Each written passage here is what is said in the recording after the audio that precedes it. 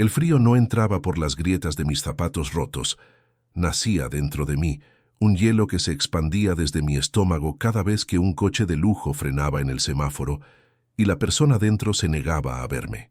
Tenía 8 años, y mi arma contra el mundo era un pedazo de cartón empapado que apenas podía sostener, con 3 palabras que eran a la vez una súplica y una mentira piadosa: ayuda a mi madre enferma. La mentira no era que estuviera enferma, eso era una verdad que me quemaba el alma. La mentira era pensar que a alguien en esta ciudad monstruosa, con sus luces de neón sangrando sobre el asfalto mojado, podría importarle. La lluvia caía sin piedad, una cortina helada que me pegaba la ropa delgada al cuerpo y convertía mi pelo en un desastre chorreante. Cada coche era una burbuja de calor y seguridad, un universo paralelo donde la gente escuchaba música, reía, hablaba por teléfono, ajena a la pequeña estatua de miseria que tiritaba en su ventana. Me acercaba con el corazón en la garganta y veía el cambio en sus rostros. La curiosidad inicial se transformaba en incomodidad, luego en una indiferencia dura como el acero. Las ventanillas eléctricas subían con un zumbido sibilante, sellando su mundo y dejándome fuera en la oscuridad, con el rugido de sus motores como única respuesta. Para ellos, yo era invisible, una mancha en el parabrisas que el limpiaparabrisas siguiente borraría. Para mí, cada uno de ellos era un juez y un verdugo, sentenciándome a seguir luchando en vano. Pero la rendición no era una opción. A solo unas calles de allí, en el cuarto más lúgubre de una pensión que olía a desesperanza, mi madre, Sofía, se consumía en una fiebre que ningún médico de caridad había podido explicar, y mucho menos curar. Ella era mi sol, mi luna y todas mis estrellas, y se estaba apagando. Su enfermedad había llegado como un ladrón en la noche. Primero fue un cansancio que atribuimos a sus largas horas de trabajo limpiando casas ajenas. Luego, la fiebre, un fuego bajo que nunca se extinguía del todo. Ahora era una debilidad extrema que la había anclado a un colchón viejo cuyos resortes se clavaban en su espalda y olía a una mezcla de humedad, sudor febril y las hierbas baratas que una vecina nos recomendó. Nuestro abandono era casi tan doloroso como su enfermedad. Años atrás, éramos parte de una familia ruidosa, con almuerzos de domingo y discusiones triviales, pero todo se hizo añicos después de la tragedia, la muerte de mi padre. Nadie me explicó exactamente qué pasó, pero las consecuencias fueron claras. Nos convertimos en parias. Recuerdo el último encuentro familiar en el funeral de un tío lejano. Mi tía Marta, al verme, tiró del brazo de mi primo para alejarlo, como si yo tuviera la lepra. Escuché a otro susurrar: pobre Pedro, casarse con esa mujer fue su perdición. Ahora ella paga las consecuencias. Un castigo. Esa era la palabra que usaban. Nuestra desgracia era un castigo divino y nadie quería ser salpicado por ella. Nos borraron de sus vidas con una eficiencia brutal, dejaron de contestar nuestras llamadas y nos cerraron sus puertas, dejándonos completamente solas. Crecí con esa sensación de ser culpable de un crimen que no conocía, llevando una vergüenza heredada que no entendía. Mi infancia se evaporó entre responsabilidades de adulto. Mientras otros niños aprendían a multiplicar, yo aprendía a regatear por verduras a punto de pudrirse en el mercado y a reconocer qué farmacias regalaban muestras médicas. Mi rutina era un ciclo agotador: asegurarme de que mi madre tomara un poco de caldo, cambiarle los paños húmedos de la frente, leerle en voz baja hasta que sus párpados temblorosos se cerraran, y luego salir a la calle a buscar nuestro sustento. Pero entre el cuidado y la búsqueda, las preguntas me atormentaban. ¿Por qué mi madre se estremecía cada vez que sonaba un coche en la calle? ¿Por qué se negaba a hablar de mi padre, más allá de decir que había sido un buen hombre? Su nombre, Pedro, era un tabú. Cualquier intento de saber más chocaba contra un muro de silencio y dolor. No ahora, mi amor, algún día te lo contaré todo, me decía, con la mirada perdida, como si viera fantasmas en las grietas de la pared. Yo sabía, con la certeza visceral de un niño, que la enfermedad de mi madre no era solo física. Estaba enferma de pena, de miedo y de secretos, secretos que nos habían llevado a este cuarto oscuro, huyendo de un pasado que se negaba a dejarnos en paz. La mañana de ese día, el frágil equilibrio de nuestra supervivencia se rompió. El señor Vargas, el dueño de la pensión, un hombre cuya barriga cervecera precedía su mal humor, aporreó la puerta. No llamó, aporreó con los nudillos como si quisiera derribarla. «Sofía, abre la puerta. Sé que estás ahí, no te hagas la moribunda». Me acurruqué en mi rincón, tapándome la cabeza con la manta raída, pero no pude bloquear su vozarrón, cargado de desprecio. «Estoy harto de tus excusas. Los otros inquilinos se quejan del olor y temen que tu peste sea contagiosa. Me estás arruinando el negocio, mujer». Mi madre le respondió con un hilo de voz, pidiendo un poco más de tiempo. La respuesta de Vargas fue una risa cruel. «Se te acabó el tiempo, tienes 3 días, 3. O me pagas los 2 meses que me debes, o las pongo a las 2 de patitas en la calle, y te juro que no me importa si es con los pies por delante». El portazo que dio al irse resonó en el cuarto como un disparo. 3 días, 72 horas. La palabra calle se convirtió en un monstruo con garras en mi imaginación. Si nos echaba, mi madre moriría. No era una suposición, era una certeza. Fue ese terror puro, ese abismo que se abrió a mis pies, lo que me dio la fuerza. Miré un trozo de cartón que había recogido para tapar una gotera. Encontré un rotulador casi seco, y así nació mi plan, mi última y desesperada batalla. Y allí estaba yo, de vuelta en la avenida, con el ultimátum de Vargas martilleando mi cabeza. Llevaba horas bajo la lluvia, estaba empapada, temblando, y la esperanza se había convertido en una brasa diminuta y moribunda. Estaba a punto de rendirme, de volver al cuarto y abrazar a mi madre hasta que llegara el fin, cuando apareció. Un sedán negro, impecable, silencioso. No era como los otros coches, ruidosos y llamativos. Este se deslizaba sobre el asfalto como una pantera, deteniéndose en el semáforo con una elegancia que no pertenecía a este barrio. Dentro, a través del cristal impoluto, vi una silueta, un hombre. No pude ver mucho, pero su perfil era severo, su mandíbula marcada. Su mirada, sin embargo, no estaba perdida en el teléfono ni en la nada. Estaba fija en el espejo retrovisor. Nuestros ojos se encontraron por una fracción de segundo. No vi lástima. Vi reconocimiento. O quizás fue mi imaginación. Vi una intensidad que me recorrió como una descarga eléctrica, una quietud en medio de su mundo de lujo y mi mundo de miseria. Por un instante, el universo se detuvo. Sostuve el cartel con una fuerza que no sabía que tenía, enderezando la espalda. Él no se movió. No sonrió. No hizo ningún gesto. Simplemente me miró. Y en esa mirada, por primera vez en mucho tiempo, no me sentí invisible. El semáforo cambió a verde. El hechizo se rompió. El coche negro avanzó, primero despacio, casi con vacilación, y luego aceleró, fusionándose con las luces borrosas de la ciudad hasta desaparecer. Me quedé inmóvil, con el corazón galopando y luego hundiéndose en mis pies. El calor de su mirada se desvaneció, reemplazado por el frío amargo de la lluvia. ¿Fue real? ¿O fue solo el delirio de una niña desesperada viendo un oasis en medio del desierto? Y ahora quiero saber de ustedes, mi gente, ¿qué harían en una situación así?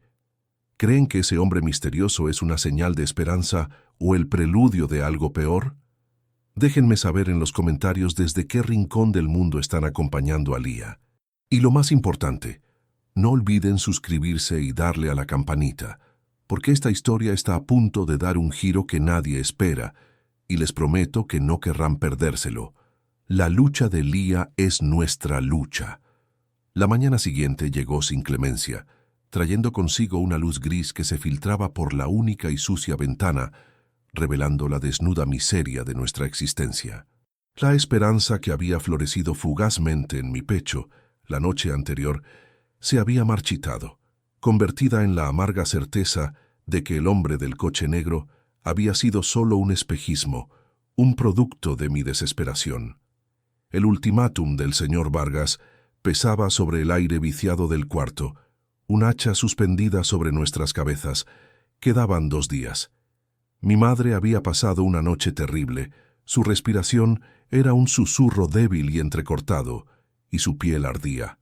Me sentía derrotada, una pequeña soldado en una guerra perdida. Estaba limpiando su frente con un trapo húmedo cuando un sonido insólito rompió el silencio de la callejuela. El suave ronroneo de un motor potente. No le di importancia, hasta que el ronroneo cesó justo frente a nuestro edificio. Un silencio expectante se instaló. Entonces, oí el sonido inconfundible de una portezuela de coche de lujo cerrándose con un chasquido sordo y elegante. Mi corazón se detuvo. Me asomé con sigilo por el borde de la ventana y lo vi. Era él, el coche negro, una pantera de obsidiana aparcada en medio de la decadencia de nuestro barrio, y junto a él, el hombre. Llevaba un abrigo largo y oscuro, y su figura alta e impoluta contrastaba brutalmente con el entorno.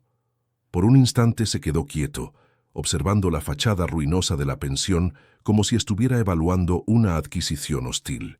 Luego, con una decisión que me heló la sangre, comenzó a caminar hacia nuestra puerta. Entré en pánico. Corrí hacia mi madre, sin saber qué hacer. ¿Era él? Venía por nosotros. Era un policía, un inspector, alguien que nos separaría. El pánico dio paso a la resignación. Ya nada podía ser peor.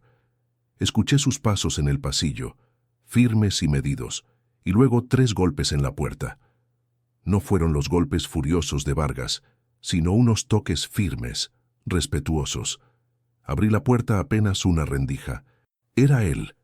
De cerca, su rostro era aún más severo, pero sus ojos, de un color grisáceo como el cielo de esa mañana, no contenían ira, sino una profunda y antigua pesadumbre. «Tú eres la niña del cartel», dijo. Su voz era grave, tranquila. Asentí, incapaz de hablar. «Me llamo Arthur, y necesito tu ayuda», continuó, para mi total asombro. Su propuesta era tan extraña que me dejó sin palabras. Su sobrina cumplía años y él, confesó con una torpeza que no encajaba con su apariencia, era terrible para elegir regalos. Vio una juguetería a unas calles y quería mi opinión experta. La situación era surrealista. Yo, Lía, la niña invisible, convertida en asesora de un millonario. La desconfianza luchaba en mi interior contra la desesperación. Pero al mirar sus ojos no vi malicia. Vi a un hombre tan solo como yo. Acepté. La juguetería era un paraíso que solo había visto en sueños. Colores, luces, música. Un universo de alegría que me golpeó con la fuerza de una revelación. Arthur me observaba en silencio mientras yo caminaba por los pasillos, tocando con timidez las cajas de los juguetes. No era el dinero lo que me impresionaba, sino la posibilidad. La posibilidad de una infancia que nunca tuve. «¿Cuál le gustaría a una niña de 9 años?» preguntó. Yo pensé en mí, en lo que le pediría a mi madre si la vida fuera diferente. Le hablé de una casa de muñecas con muebles diminutos, de un juego de arte con docenas de colores, de un oso de peluche tan grande como yo. Al describir cada juguete, no hablaba de objetos, sino de anhelos. «A mi mamá le encantaría regalarme esto», le dije, señalando un telescopio de juguete. «Dice que aunque estemos en un lugar oscuro, siempre podemos mirar a las estrellas». Vi cómo algo en la expresión de Arthur se quebraba. Una emoción fugaz que endureció su mandíbula, como si mis palabras hubieran tocado una herida profunda. Compró el telescopio y un oso de peluche gigante, y luego me llevó a una cafetería limpia y cálida. Mientras yo devoraba un pastel de chocolate, él finalmente me preguntó, «¿Qué le ocurre a tu madre?» Y yo, sintiéndome segura por primera vez en años, se lo conté todo. La enfermedad sin nombre, el abandono de nuestra familia, la crueldad de Vargas, el plazo de 2 días. Mi voz se rompió al final, y las lágrimas que había contenido durante tanto tiempo finalmente corrieron por mis mejillas. Él no dijo nada. Solo me tendió un pañuelo de tela, suave y con un leve aroma a colonia cara, y esperó a que me calmara. «Vamos», dijo finalmente, «llévame a ver a tu madre». El regreso a la pensión fue una escena sacada de una película. Arthur caminaba a mi lado, cargando el oso de peluche gigante. Los vecinos salían a las puertas para cotillear, con los ojos como platos. El señor Vargas, que estaba en el pasillo, se topó con nosotros. Su rostro pasó del asombro a la ira, y luego, al ver la ropa cara de Arthur y su aire de autoridad, a una servilidad rastrera. «Señor, ¿en qué puedo ayudarle? ¿Esta pequeña pilla le está molestando?» La voz de Arthur sonó como un látigo de hielo. «Esta pequeña pilla vive aquí, y usted está a punto de echarla a la calle. Quiero pagar su deuda». Vargas tartamudeó intentando excusarse, pero Arthur simplemente sacó una billetera, le entregó una cantidad de dinero que hizo que los ojos del casero casi se salieran de sus órbitas y le ordenó que nos dejara en paz. Luego entramos en mi cuarto. La opulencia de Arthur pareció absorber todo el aire del pequeño espacio.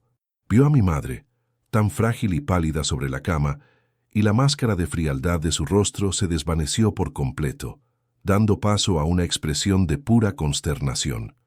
Sin mediar palabra, sacó su teléfono y llamó a su médico personal, exigiendo que viniera de inmediato. Mientras esperábamos apareció una mujer en la puerta. Era regordeta, con un rostro afable y un delantal impecable. «Disculpen», dijo con una voz melosa. «Soy Elvira, la vecina del fondo. Oí el alboroto. He sido enfermera. Si necesitan ayuda con la señora...» Arthur la evaluó con la mirada. Parecía la encarnación de la bondad. «La contrataré», dijo Arthur sin dudar. «Necesito que alguien la cuide día y noche. Le pagaré lo que pida». Doña Elvira sonrió, una sonrisa llena de gratitud.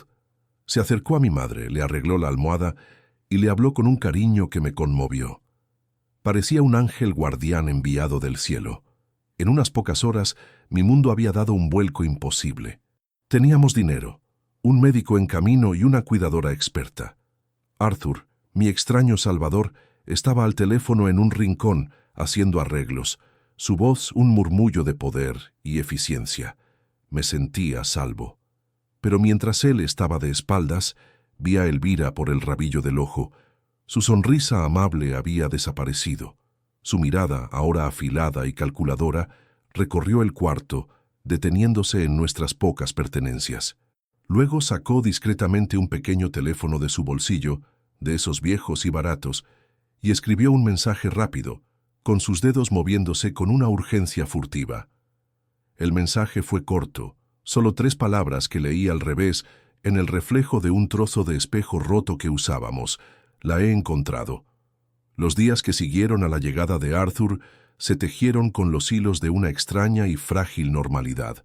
El médico personal de Arthur, un hombre de maneras suaves y ojos penetrantes llamado Dr. Morales, visitaba a mi madre a diario. Sus diagnósticos iniciales eran confusos. Hablaba de un síndrome de fatiga crónica exacerbado por una desnutrición severa, pero había algo en la persistencia de la fiebre que no cuadraba con sus teorías. Aún así, con los medicamentos adecuados, una dieta nutritiva que Elvira preparaba con una eficiencia asombrosa y, sobre todo, con la ausencia del terror al desalojo, mi madre comenzó un lento florecimiento. El color regresó a sus mejillas, un pálido rosado al principio, que se intensificaba cada día.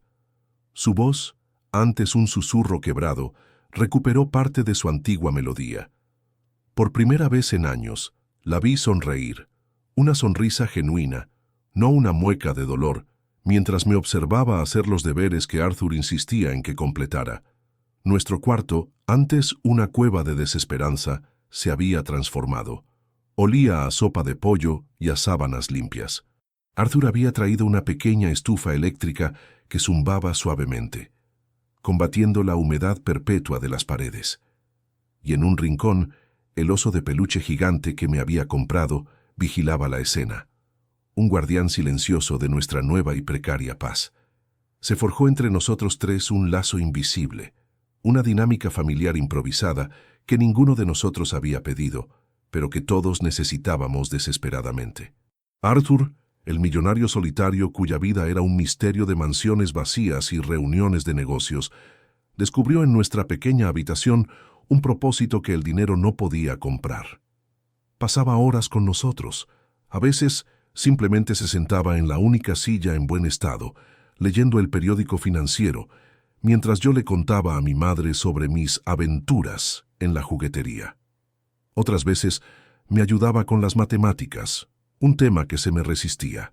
Lo hacía con una paciencia infinita, explicando los problemas de una manera que por fin entendía.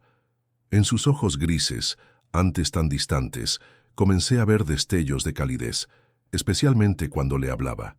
Noté que nunca mencionaba a su familia, a su sobrina del regalo o a cualquier otra persona de su mundo. Era como si él también estuviera huyendo de algo, y en nuestro pequeño drama hubiera encontrado un refugio.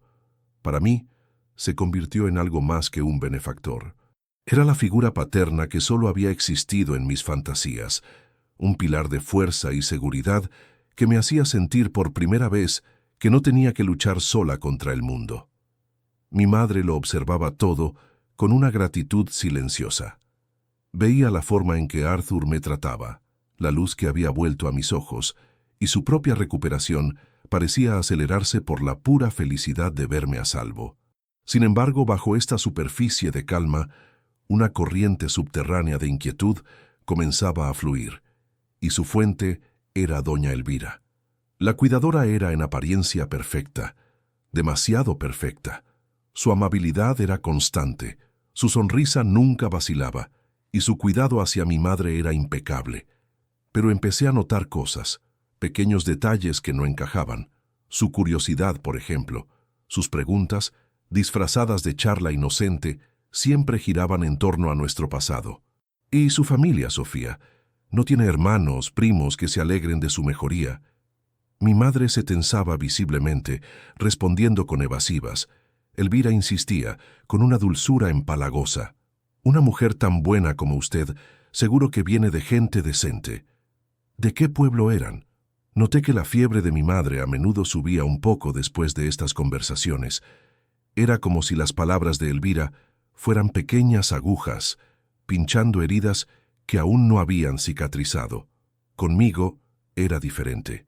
Intentaba ganarse mi confianza con dulces y halagos, pero sus ojos a veces me seguían por la habitación con una intensidad que me daba escalofríos. Un día la descubrí. Mi madre dormía y Arthur había salido a hacer una llamada. Entré sigilosamente en el cuarto para buscar uno de mis libros y la vi. Estaba agachada junto a la vieja caja de madera donde mi madre guardaba sus pocos tesoros, un par de pendientes de plata, su certificado de matrimonio y algunas fotografías viejas. Elvira estaba revolviendo el contenido con una prisa febril. Su mano se detuvo en una foto descolorida. La miró por un segundo y luego, con un movimiento rápido y culpable, se la metió en el bolsillo de su delantal justo cuando yo entraba del todo. Fingió estar arreglando las mantas, pero su respiración estaba agitada. Intenté contárselo a Arthur esa misma tarde. Elvira estaba hurgando en las cosas de mamá, le susurré, mientras él me ayudaba a dibujar un mapa para la clase de geografía. Él me revolvió el pelo con cariño. Lía, mi pequeña guardiana, doña Elvira es una bendición. Quizás solo estaba ordenando. No debes imaginar cosas. Su tono era amable, pero sus palabras me dolieron. Me estaba diciendo que no me creía, que era solo una niña con demasiada imaginación. Me sentí sola de nuevo, una centinela solitaria que era la única que veía el peligro. La revelación que lo cambió todo llegó una semana después, a través de una llamada telefónica. El doctor Morales, perplejo por la lenta y errática recuperación de Sofía, había decidido enviar unas muestras de sangre a un laboratorio especializado para un análisis toxicológico completo, una medida de último recurso. Arthur estaba en nuestro cuarto, revisando unos documentos en su tableta cuando su teléfono sonó. Su rostro se transformó mientras escuchaba. Pasó de la concentración tranquila a la incredulidad, y de ahí a una furia helada y silenciosa que pareció bajar la temperatura de la habitación. Sus nudillos se pusieron blancos al apretar el teléfono.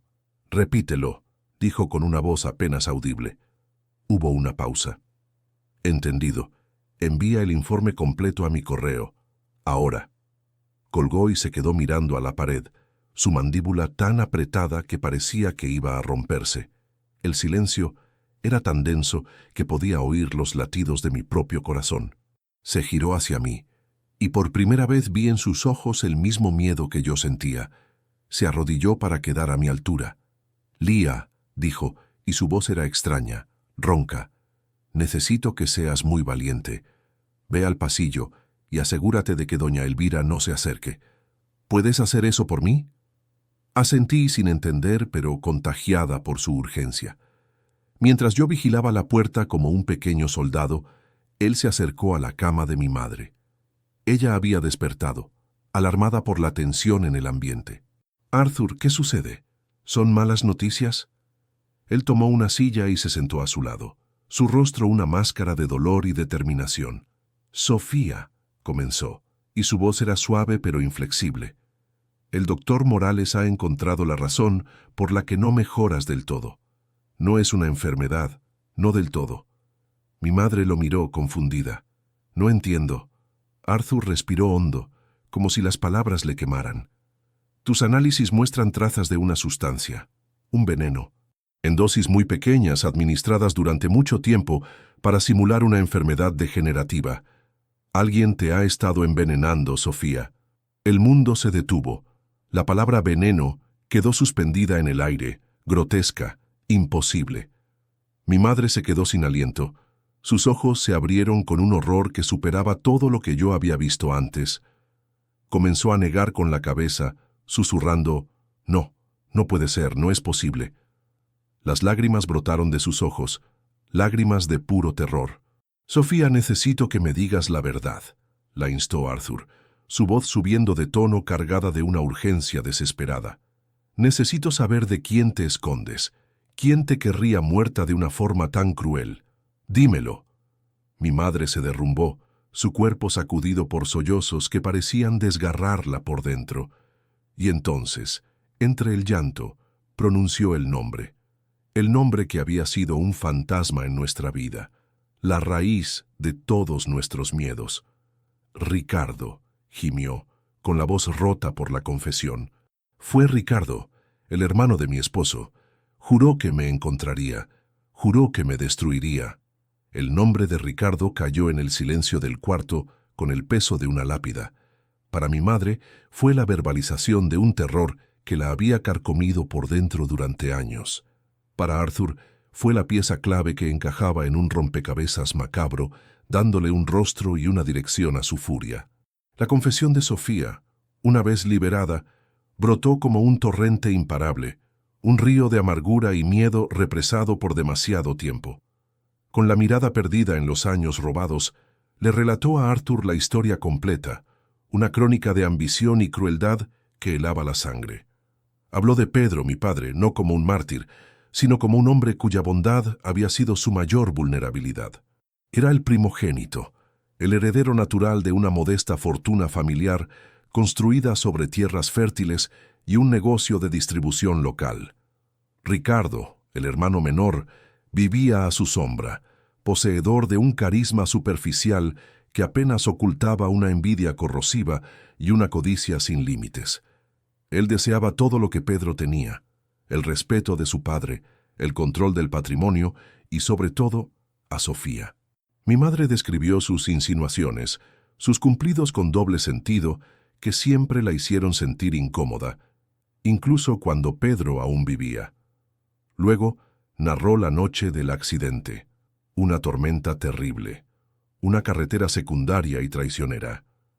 Pedro volvía de cerrar un trato importante. Según el informe oficial, los frenos de su coche fallaron en una curva pronunciada. Ricardo, casualmente, fue el primero en llegar a la escena. Su dolor siempre pareció a mi madre una actuación demasiado grandilocuente, demasiado pública.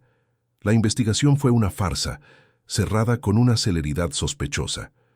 Ricardo se encargó de todo, presentándose como el pilar de la familia, el hermano desconsolado que ahora debía cuidar de la viuda y la huérfana. Rápidamente tomó las riendas del negocio, alegando que Sofía era demasiado frágil para entender de finanzas. Sus verdaderas intenciones no tardaron en manifestarse.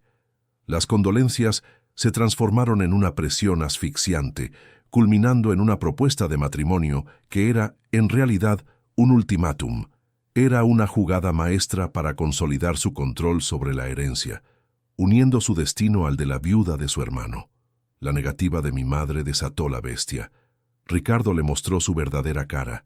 La amenazó con declararla una madre inestable y mentalmente incapacitada para quitarle mi custodia.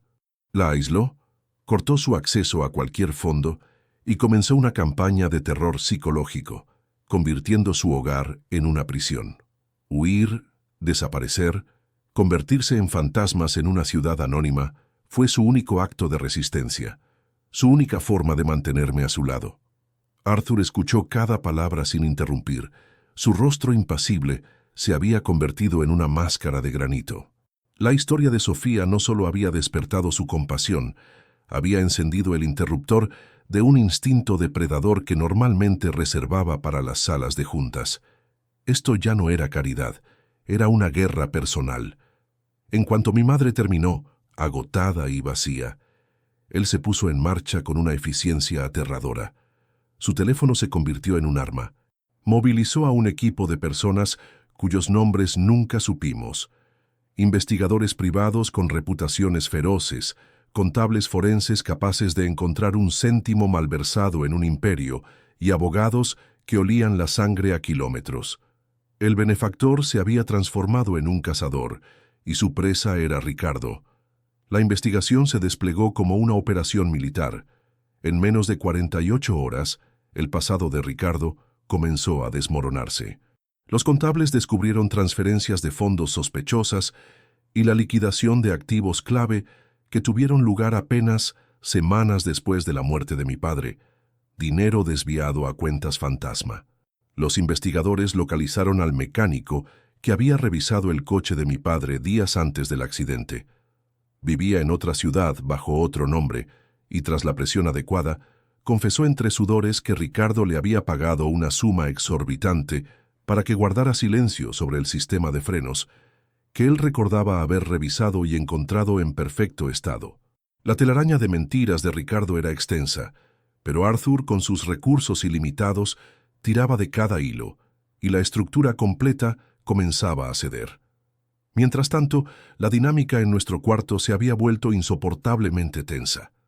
Arthur le había pedido a Elvira que continuara con sus labores, una decisión que al principio me pareció una locura, pero entendí que quería mantenerla cerca, bajo observación, una pieza en su tablero. La bondad de Elvira ahora me parecía grotesca, cada sonrisa una mueca, cada palabra amable un insulto, y ella lo sintió. Sintió el cambio en la atmósfera, la mirada fría de Arthur, el miedo en los ojos de mi madre. La desesperación la hizo cometer errores. El equipo de Arthur no tardó en confirmar su identidad. Elvira no era una vecina cualquiera, era una prima lejana de Ricardo, una mujer ahogada en deudas de juego a quien él había rescatado a cambio de su lealtad absoluta. La fotografía que le había visto robar era una vieja imagen de mi padre y Ricardo juntos, una prueba para confirmar que había encontrado a las personas correctas. Elvira, sintiéndose acorralada, decidió jugar su última carta, apuntando a lo que ella percibía como el eslabón más débil. Yo. Intentó sembrar la duda en mi mente con la sutileza de un veneno. «Ese señor Arthur es muy bueno, ¿verdad, mi niña?», me dijo un día mientras me ofrecía una galleta. «Pero la gente rica a veces se cansa de sus juguetes. Espero que no se canse de ustedes». En otra ocasión susurró: «Tu mamita parecía más tranquila antes de que él llegara con tantos médicos y medicinas extrañas. ¿No te parece?». Sus palabras eran pequeños dardos envenenados, diseñados para despertar mi miedo más profundo. El abandono. Y por un instante terrible, lo lograron. Recordé una vida entera de puertas cerradas y espaldas giradas. ¿Y si Arthur era solo uno más? ¿Y si una vez que resolviera este problema, desaparecería como todos los demás? La duda, fría y escurridiza, se instaló en mi corazón. El momento de la confrontación llegó sin previo aviso. Arthur regresó una tarde, su rostro más sombrío que nunca. Llevaba una carpeta en la mano. Llamó a Elvira al cuarto, pidiéndole que se sentara. Mi madre y yo observábamos desde la cama, el aire tan cargado de electricidad que casi crepitaba. Arthur no levantó la voz. Su tono era tranquilo, casi conversacional, lo que lo hacía aún más aterrador.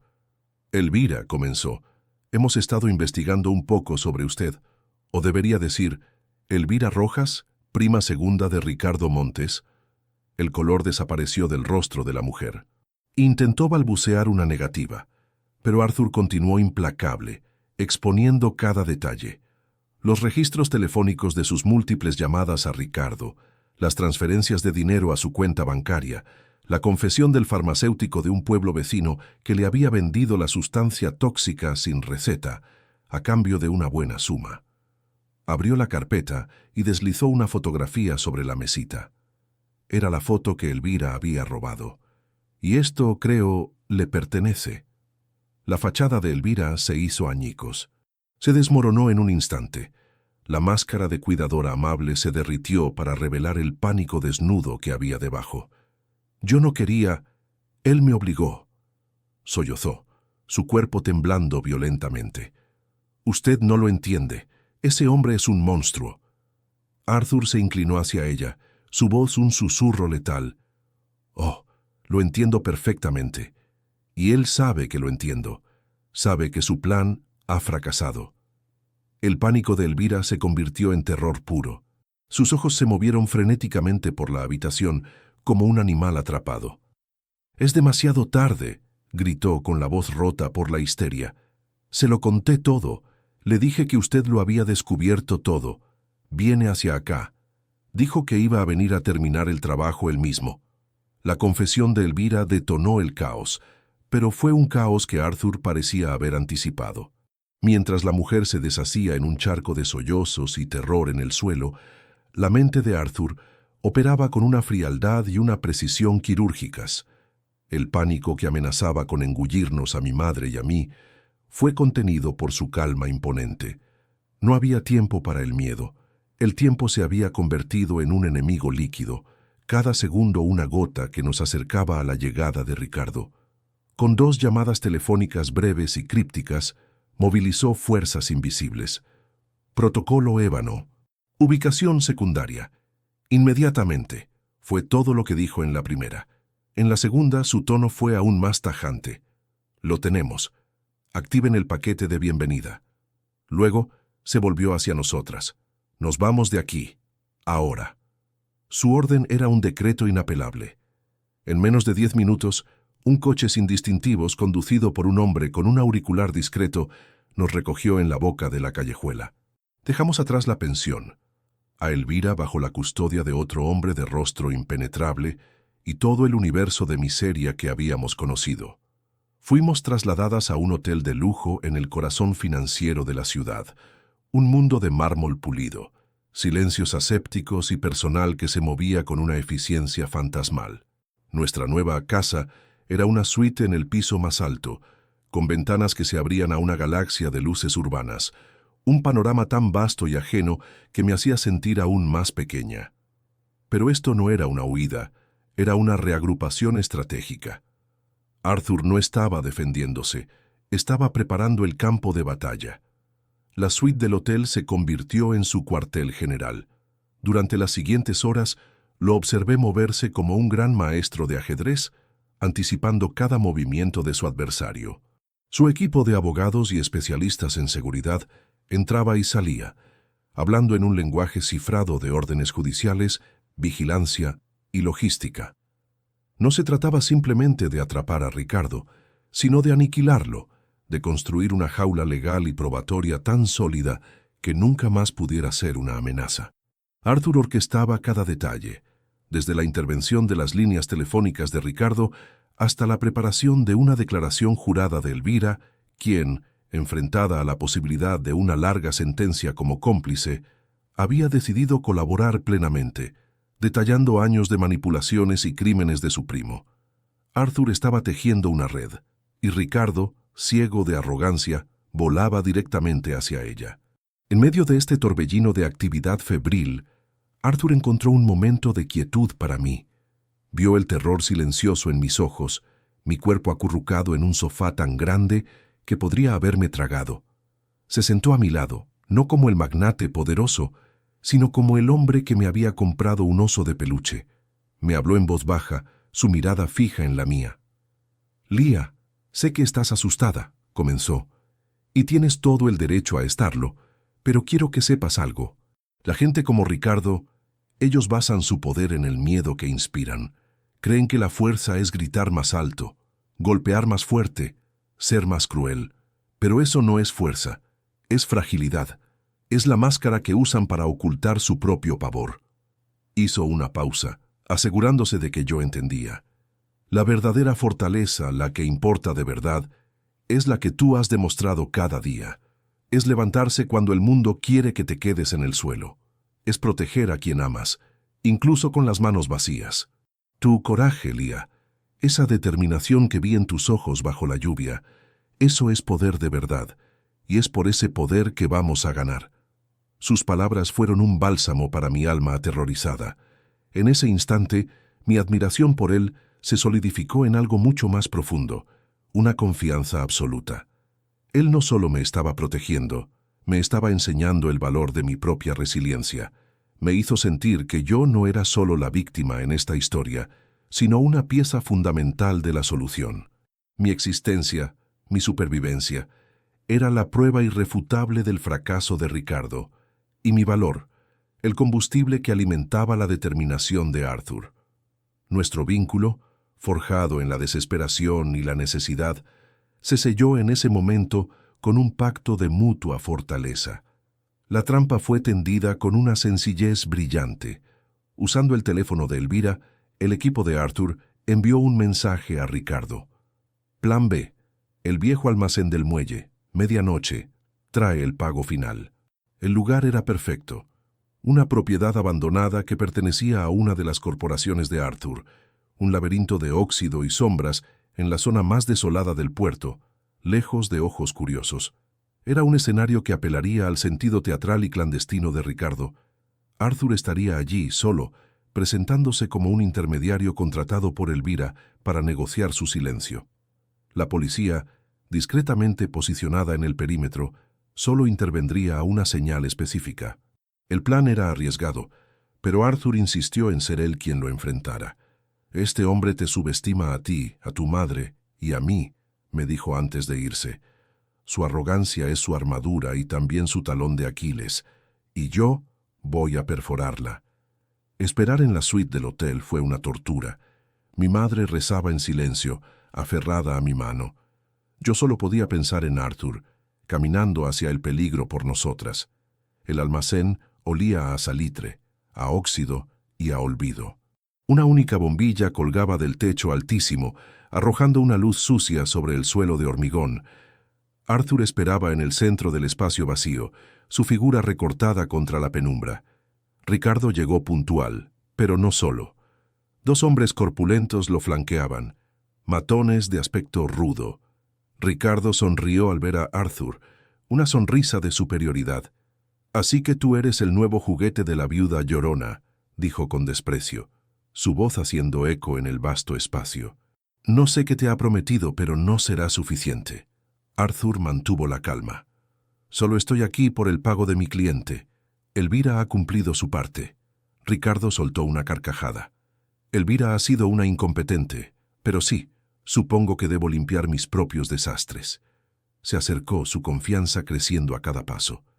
«Dile a tu cliente que no habrá pago, habrá silencio. El mismo silencio que le conseguí a mi estúpido hermano. ¿Sabes lo fácil que fue? Un pequeño ajuste en los frenos. Nadie sospechó nada. Se jactaba ebrio de poder confesando el asesinato de mi padre con una ligereza escalofriante. Y Sofía, tan terca. Pude haberla hecho rica, pero prefirió la miseria. El veneno fue una solución poética, ¿no crees? Lento, silencioso, una muerte tan patética como su vida. En ese momento, Arthur hizo un movimiento sutil con la mano, un gesto casi imperceptible. Ricardo no lo notó. Estaba demasiado ocupado saboreando su monólogo. Ahora solo queda un cabo suelto. Una niña molesta, pero eso es fácil de solucionar. Nadie echará de menos a una pequeña rata callejera. En el instante en que pronunció esas palabras, la oscuridad del almacén explotó en luz. Focos potentes se encendieron desde todas las direcciones, cegándolos. Las grandes puertas metálicas se abrieron de golpe y un equipo de asalto de la policía irrumpió, gritando órdenes. Los dos matones se rindieron al instante. Ricardo se quedó paralizado, su rostro una máscara de incredulidad y furia. Vio el pequeño micrófono de solapa en el abrigo de Arthur. Comprendió. Había caído en la trampa como un principiante. Mientras un oficial le leía sus derechos y le ponía las esposas, su mirada se encontró con la de Arthur. El odio en sus ojos era puro, pero debajo de él por primera vez había algo más, el terror desnudo de un hombre que lo había perdido todo. La caída de Ricardo Montes no fue un susurro, sino un estruendo que sacudió los cimientos de la élite local. Su arresto en el almacén del puerto, capturado en una operación impecable, se convirtió en la noticia principal, un festín para los medios de comunicación que devoraron cada sórdido detalle. La narrativa era irresistible: el hermano villano, la viuda perseguida y la niña huérfana, y el misterioso millonario que emergió de las sombras como un ángel vengador. Arthur nos aisló de la tormenta mediática con la eficacia de una fortaleza.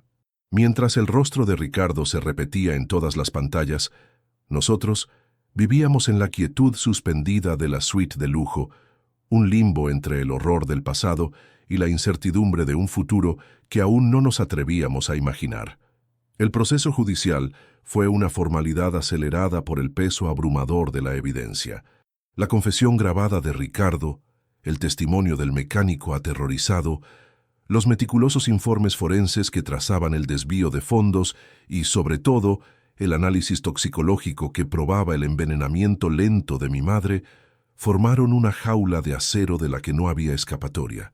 Su arrogancia se desmoronó en el tribunal, reemplazada por una patética negación que nadie creyó. Fue sentenciado por el asesinato de mi padre, la tentativa de asesinato de mi madre y una larga lista de fraudes. La justicia, esa palabra abstracta y lejana que para nosotras había perdido todo significado, se materializó de una forma tangible y definitiva. La totalidad de la herencia de mi padre, hasta el último céntimo robado, fue restituida. De la noche a la mañana, dejamos de ser indigentes, pero la verdadera riqueza que comenzamos a recuperar no se podía medir en cifras bancarias. La curación de mi madre fue un renacimiento lento y milagroso. Dejó atrás para siempre el cuarto húmedo de la pensión y nos mudamos a una casa luminosa con un pequeño jardín, un santuario de paz que Arthur había encontrado para nosotras. Su recuperación física fue metódica. Terapeutas y nutricionistas la ayudaron a purgar los últimos vestigios del veneno y a reconstruir la fuerza que le habían robado. Sin embargo, su transformación más profunda fue interna. Con la ayuda de una psicóloga, comenzó a desempacar años de trauma, a confrontar los fantasmas de la pena, el miedo y la culpa que la habían mantenido cautiva. La vi volver a ser la mujer que apenas recordaba de mi primera infancia, una mujer que reía a carcajadas, que cantaba desafinadamente en la cocina mientras preparaba el desayuno, que encontraba un placer inmenso en cosas tan simples como sentir el sol en su rostro o elegir flores frescas en el mercado. El velo de terror perpetuo se levantó de sus ojos, revelando una vitalidad y una fuerza que ni ella misma sabía que poseía. Dejó de ser la víctima de una tragedia para convertirse en la arquitecta de su nueva vida, una matriarca resiliente y llena de gracia. Arthur también se transformó. El hombre que había entrado en nuestras vidas como una figura enigmática y distante, movido por un impulso que ni él mismo comprendía, encontró en nosotras un ancla que lo devolvió al mundo de los vivos. Su inmensa mansión, antes un eco de su soledad y su luto, comenzó a llenarse de vida. Mis dibujos, hechos con los colores que él me había regalado, adornaban la puerta de su impecable refrigerador de acero inoxidable. Canceló reuniones de directorio para asistir a mis funciones escolares. Sentado discretamente en la parte de atrás, su rostro severo, iluminado por una sonrisa casi imperceptible. La coraza de frialdad que había construido alrededor de su corazón, rota por la pérdida de su propia familia años atrás, se agrietó y finalmente se hizo añicos. El silencio de su hogar fue reemplazado por el sonido de mis carreras por los pasillos, por nuestras cenas juntos, donde mi madre y yo llenábamos el espacio con nuestras conversaciones. Él, que había sido un benefactor, se convirtió en un confidente para mi madre y en una figura paterna para mí. Encontró en nuestra pequeña y rota familia una oportunidad no solo de dar, sino de recibir, llenando el vacío de su existencia con un amor y un propósito que había creído perdidos para siempre. Para mí, la transformación fue el redescubrimiento de un territorio perdido, mi infancia. El peso del mundo que había llevado sobre mis pequeños hombros durante tanto tiempo fue levantado. Mi nueva habitación no era un refugio contra el frío, sino un universo de colores y sueños. Fui a una escuela donde la mayor de mis preocupaciones era aprender a dividir y decidir con quién jugar en el recreo. Al principio fue difícil. Desconfiaba de la normalidad, esperaba que todo se derrumbara en cualquier momento. Pero la paciencia de mi madre y la presencia constante de Arthur me enseñaron a sentirme segura.